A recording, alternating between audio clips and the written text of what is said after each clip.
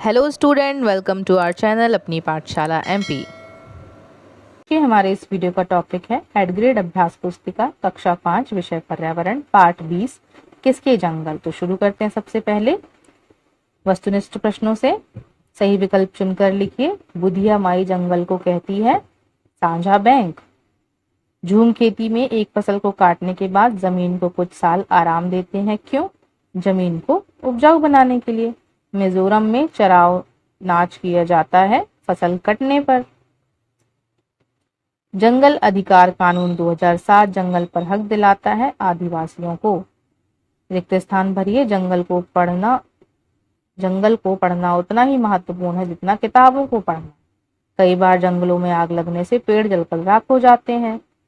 वह भूमि राख भूमि को उपजाऊ बनाती है। जब जंगल में आग लग जाती है तो वहां की जो राख है वो भूमि को क्या बना देती है? उपजाऊ बना देती है। जंगल कानून के अनुसार जो लोग कम से कम 75 साल से जंगल में रह रहे हैं उनका वन व उनकी उपज पर अधिकार है। आदिवासियों की जंगल पर निर्भरता भोजन व जीविका के लिए है। नेक्स्ट देखिए। अति लघु उत्तरी। सूर्यमणि के साथ बच्चे जंगल में क्या करने जाते थे? वहां के पेड़ पौधों और जानवरों से पहचान कराती थी।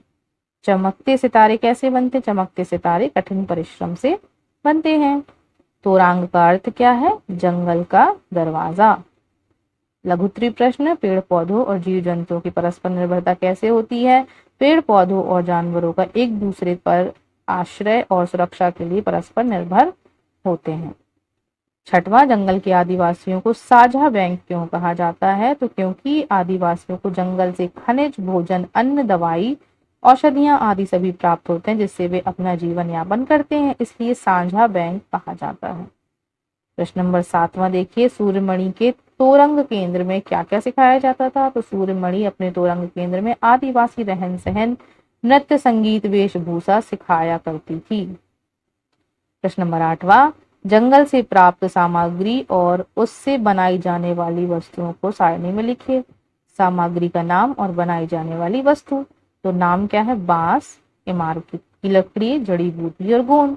और इससे बनाई जाने वाली बांस से क्या बनती है? टोकरी, डलिया। इमारती फर्नीचर से फर्नीचर, इमारत। और जड़ी बूटी गोंद से, औषधियों से क्या बनता है? दवाई और मसाले बनते हैं। आगे देखते हैं हम लघुत्तरी प्रश्न की तरफ दीर्घोत्तरी प्रश्न की तरफ आते हैं। प्रश्न नंबर यहाँ पर कौन सा है? हमारा 9वां है। आदिवासियों व अन्य लोगों की जंगल पर निर्भरता समान है, अलग अलग लिखिए।